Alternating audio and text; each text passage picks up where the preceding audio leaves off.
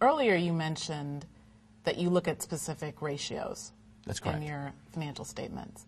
If you were advising another business owner, how would you have them think about the metrics that are specific to their industry? You mentioned assets for each financial advisor. Obviously, that's industry specific. Mm-hmm. How would somebody in another industry go about setting those metrics that they should be looking at every month? Okay.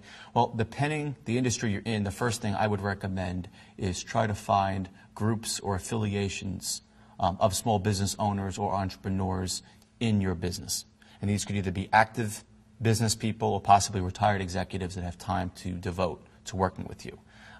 That is probably the best starting point because these people will have a long-term history of knowing the types of markups, the types of overhead percentages, the historical data in that industry to help you set up a guide when you're starting your company, either beginning or through the growth phase. If you don't have that luxury, what I would do is try to target people in either similar industries or just do your own research, possibly via books or what, but no entrepreneur can just go into managing financials blindly unless they have some type of understanding of what those benchmarks should be because they'll be operating blind. And again, it would not look good for the viability of the company if they don't know what they're trying to shoot for. Are there any other processes or systems that you'd recommend? Well, when it comes to processes or systems, I think it's consistent that the financial executives of the firm know the key metrics that they're looking for either each month or each quarter so they can get a handle on how are things going at the company. So like I had mentioned prior, in addition to knowing your basic cash flow and your income statement and your balance sheet, that doesn't always signal potential hiccups or real changes in what's happening at the business. So I think it's important to establish either key ratios or key movements on those financials as far as really kind of the ship of where your company is going. A good example for a lot of companies that deal with large bill payments, we'll be looking at current asset ratios, your assets to liabilities. I mean, does the company owe more than the assets on the books? And if so, is that a problem? Is that trending up or trending down?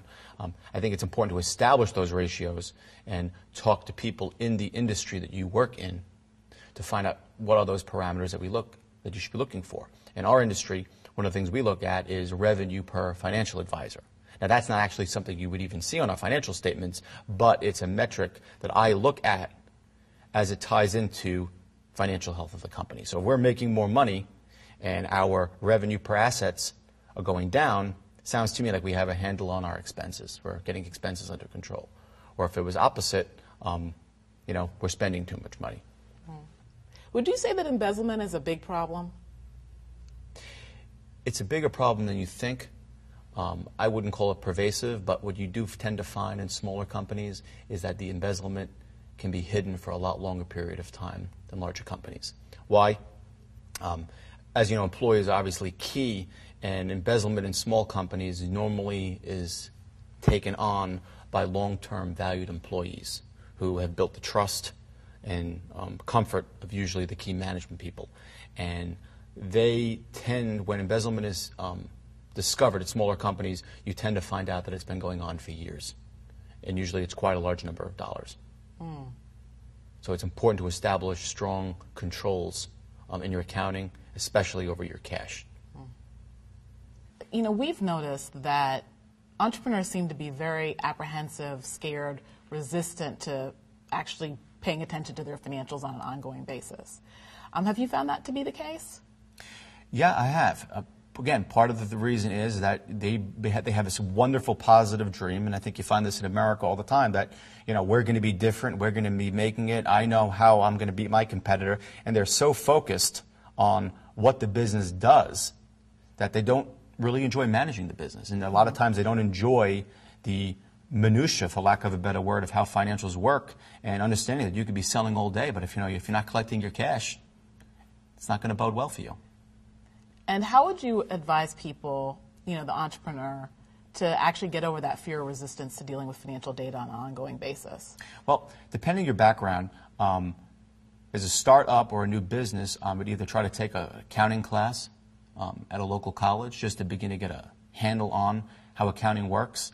I would continue to read some books, and I would try to attend, again, local accounting type functions and workshops for entrepreneurs who have this fear.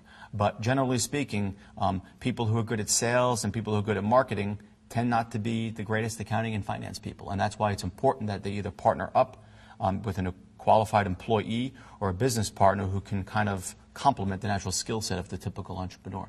Unless, of course, your entrepreneurial business is an accounting and finance function. Right, right. Well, thank you very, very much. Thank you.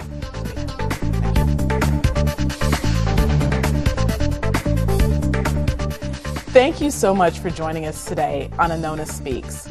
It's been a pleasure having you as we've talked about reading your company's financials. You can find us online at www.anonaenterprises.com. See you next time.